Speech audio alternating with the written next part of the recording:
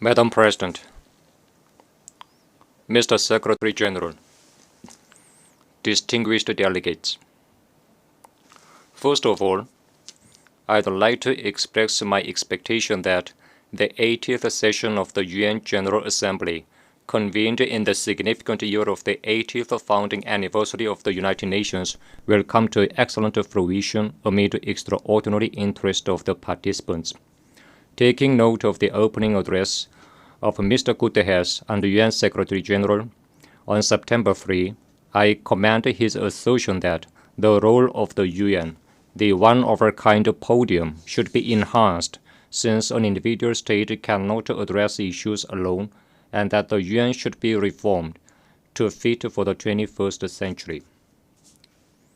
As reflected in the theme of the current session, Better Together, 80 years and more for peace, development, and human rights, we are now at a crucial watershed, where we all look back on the 80-year-long history of the United Nations and chart the future.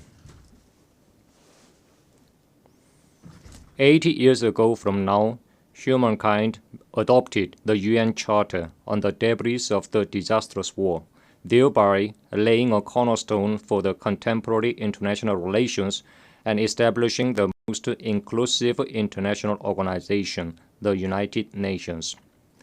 Since its foundation, the UN has made remarkable successes in various fields, including peace and security and socio-economic development, by accelerating decolonization worldwide and leading the codification of universal norms of international law. Despite many twists and turns, it is fortunate that a new world war has not broken out. It can be said to be a desired result of the main spirit of the UN Charter to save succeeding generations from the scourge of the World War, which twice has brought untold sorrow to mankind. We cannot underestimate the role that the UN played in promoting cooperation among nations in the socio-economic fields such as poverty eradication and fight against communicable diseases, and in propelling sustainable development at a global level.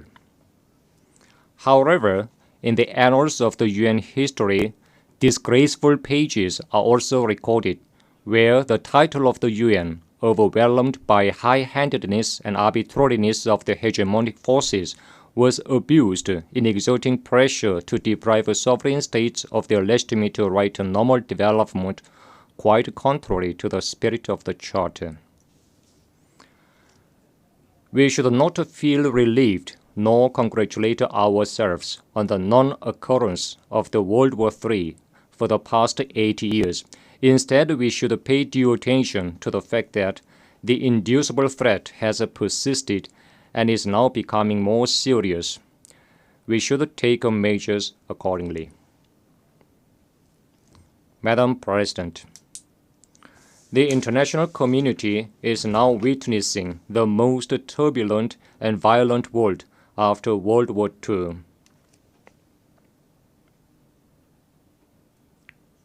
The modern history has recorded many incidents and events, but today the international norms and order established and consolidated along with the foundation of the UN are disregarded, and the sovereignty of states is openly violated as never before. The indiscriminate tariff war vis-à-vis the entire world has plunged the global economy as a whole into the swamp of stagnation and instability. Even the 2030 Agenda for Sustainable Development, committed to eliminating inequality and poverty and ensuring human dignity worldwide, is denied for the reason that it does not meet the interest of an individual country. This is the stark reality. The UN has served as a multilateral forum where all countries of the world, big or small, get together and discuss common responses to global challenges on an equal footing, transcending differences in size, population, and state power. That UN is now faced with an unprecedented severe crisis. All these turbulences and pains suffered by the world are fundamentally caused by high-handedness and arbitrariness and avarice of hegemonic forces in their attempt to subject the whole world to their interests and to place their exclusive interests above the common good of mankind. Madam President, today the complicated international situation highlights the need to reconsider the role of the UN responsible for maintaining international peace and security. As the world's most universal international organization comprising all sovereign states on the globe, the UN cannot be represented by a certain individual state or a small group of states. In particular, in order to prevent arbitrariness and high-handedness of specific forces, it is imperative to expand and strengthen the representation of developing countries that take up an absolute majority of the UN membership, and to correct the Western-led inappropriate structure in the Security Council entrusted with an important mandate of maintaining international peace and security. Only when the UN puts an end to the arbitrary, high-handed, biased, and double-dealing practices in all its activities and strictly adheres to the principles of sovereign equality, non-interference in internal affairs, impartiality, and objectivity, can it restore its image as an organization with the full qualifications and capacity for realizing the purposes of the Charter. Madam President, peace and security are long-cherished desire of humanity and the first agenda of the UN. Without peace and security, we can neither attain the SDGs nor think about a good future that ensures human dignity and prosperity. However, the present objective security situation of the Korean Peninsula is faced with serious challenges more than ever. The U.S. ROK U.S Japan military exercises and the U.S. Japan ROK trilateral military cooperation system directly targeting the DPRK rapidly evolve into a more offensive and aggressive military bloc with a nuclear element content. Meanwhile, war exercises and military buildup against our state are breaking all the previous records in terms of scale, nature, frequency, and scope. Nowhere in the world can we find such a place as the Korean Peninsula, where the world's biggest nuclear weapon state and its allied forces conduct bilateral and multilateral war exercises all the year round, and even stage real war drills simulating the use of nukes targeting a sovereign state by mobilizing massive multinational combined forces and latest strategic assets.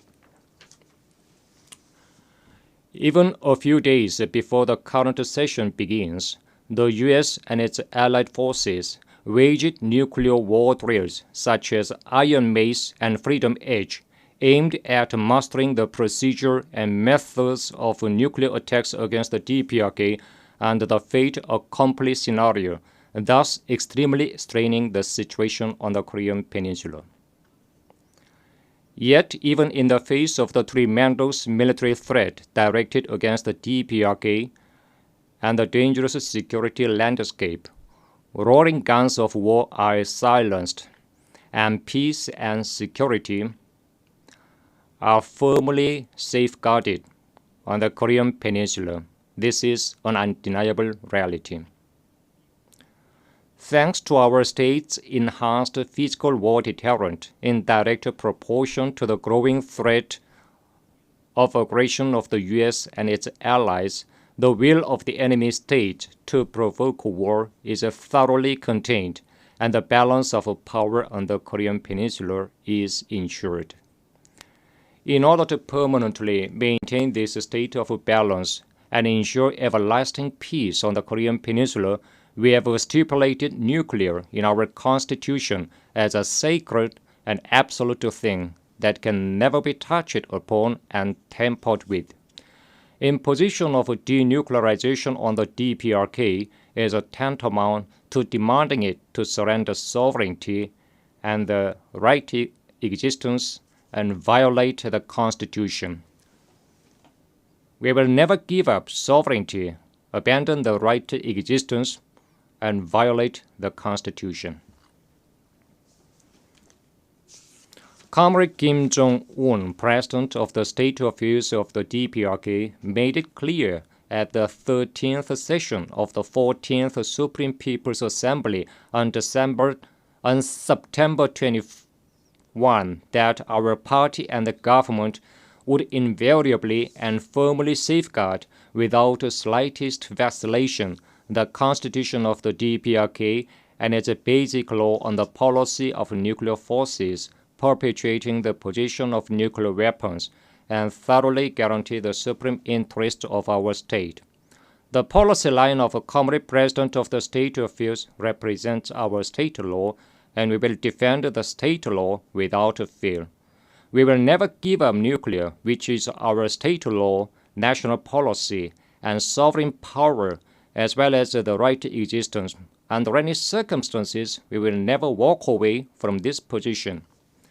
Madam President, the DPRK is vigorously opening up the road to overall national prosperity on the basis of peace and security guaranteed by its powerful strength. Vigorous efforts are underway to further consolidate the driving force and potentials for development of a self-reliant national economy in the overall national economy, including industry and agriculture, and to meet the output target. As a result, the completion of the 5-year plan of national economic development set forth by the 8th Congress of the Workers' Party of Korea is definitely within reach. Notably, construction of 50,000 residential houses in Pyongyang is carried out without fail on an annual basis, well ahead of schedule. Meanwhile, creatures for welfare of the people, including rural dwelling houses, large-scale greenhouses, and modern hospitals, are being built grandiosely, with a view to providing all people with a fluent and civilized new life and rapidly raising the level of development of all regions within a short period of 10 years.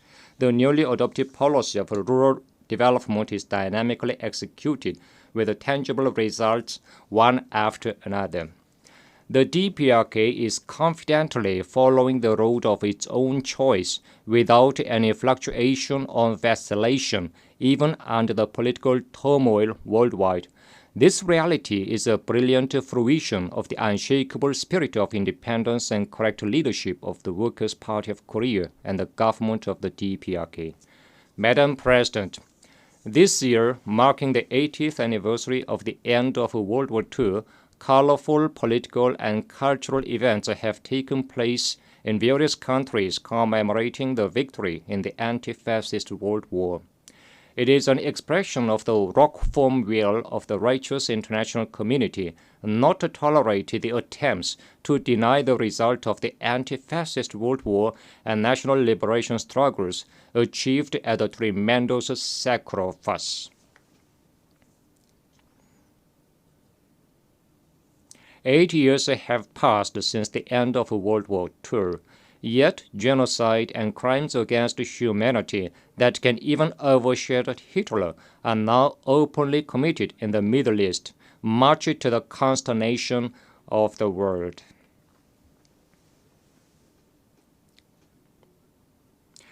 Israel, which massacred over 60,000 Palestinian civilians in the past 2 years, is seeking to occupy the whole area of Gaza by force and completely exterminate the Palestinian population. We strongly urge Israel to stop immediately crimes against humanity and withdraw from the Gaza Strip. Likewise, we fully support the establishment of an independent state of Palestine with East Jerusalem as its capital and Palestine's full-fledged membership of the UN. Madam President, independence, peace, and friendship are the invariable external policy ideals of the DPRK.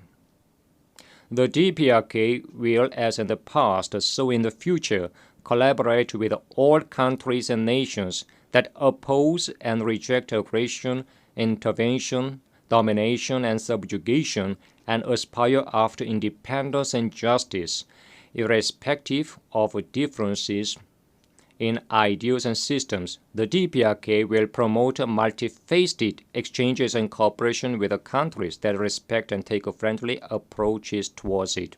Thank you.